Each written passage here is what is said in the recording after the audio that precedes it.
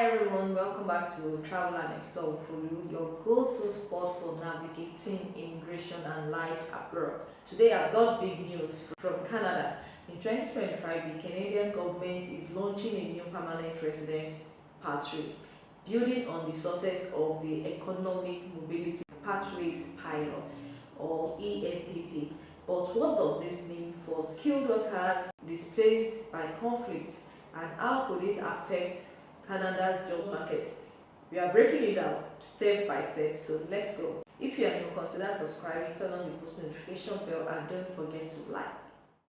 The EMPP launched back in 2018 as a pilot program to help talented refugees and displaced individuals connect with Canadian jobs through federal and regional streams. It's been, a bridge helping nearly 970 people land permanent residency between 2019 and March 2025.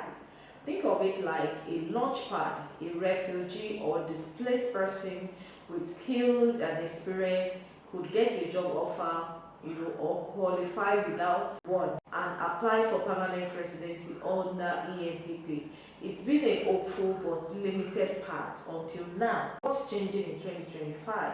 In 2025, the Canadian government, through Immigration, Refugees and Citizenship Canada (IRCC), is making the EMPP permanent. They are introducing a full-scale pathway aimed at skilled refugees and displaced people, giving them stable, long-term access to permanent residency.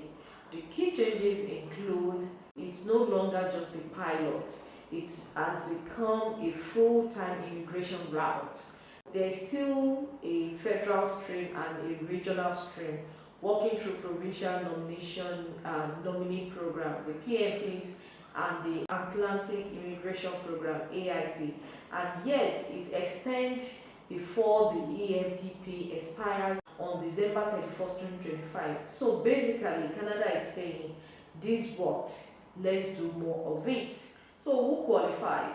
Here is who could qualify. Number one is displaced or refugee status, verified through partners or official documents. Second is skilled experience, not or tier 0 to 3 jobs and education. 3 is language ability, CLB7 or equivalent in English or French. Number 4 is 1 or 2 parts. Job offer stream, you've got a Canadian job or no job offer. Federal stream, if you are highly skilled, you might not need one. And if you are doing the regional stream, you will go through a province or the Atlantic Region Program with job offer usually required and extra settlement support. So why does this matter? For skilled refugees and displaced people, a clearer, more reliable route to permanent residency.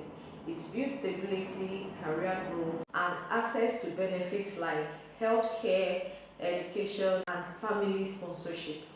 For Canada, it helps them fill labor shortages in key sectors, support economic growth, and help rural and Atlantic regions thrive. It strengthens Canada's humanitarian leadership.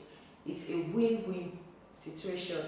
Talented folks in their lives back on track, and Canada builds a stronger, more diverse workforce. So how does it fit into border immigration plans? In 2025, Canada has set a target of 395,000 permanent resident admissions, down from a projected 500,000. Of those, more than 40% will already be in Canada, students or temporary workers. But hey, Canada still needs people, especially in healthcare, trades, education, and francophone recruitment outside Quebec. That's where our category-based express entry draws are focusing.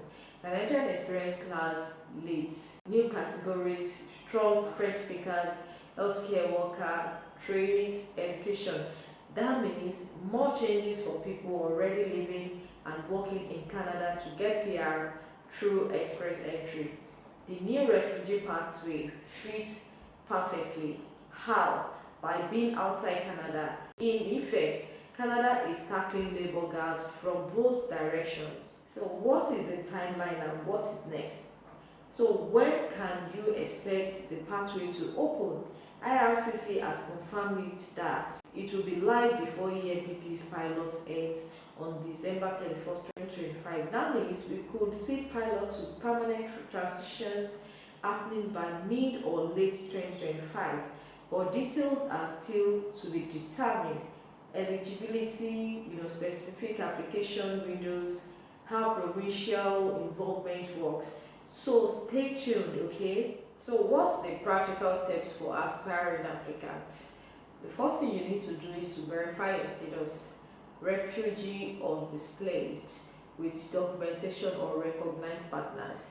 Number two is check your skill level, NOC tier 0 to 3, 1+ years experience and education. 3 is strengthening your language score. Aim for CLB 9 or higher in English or French. Number 4 is think about job offer for federal stream journal for regional is likely required. The fifth thing is prepare documentation, immigration, employment, credentials, proof of funds. The sixth, watch IRCC and CIC news. They will publish guidelines and launch dates soon. The seventh, consider professional help. Consult accredited, immigration consultants or lawyers if needed. So what are the potential limitations and risk? Slots may be capped, pilots saw fewer than 1,000.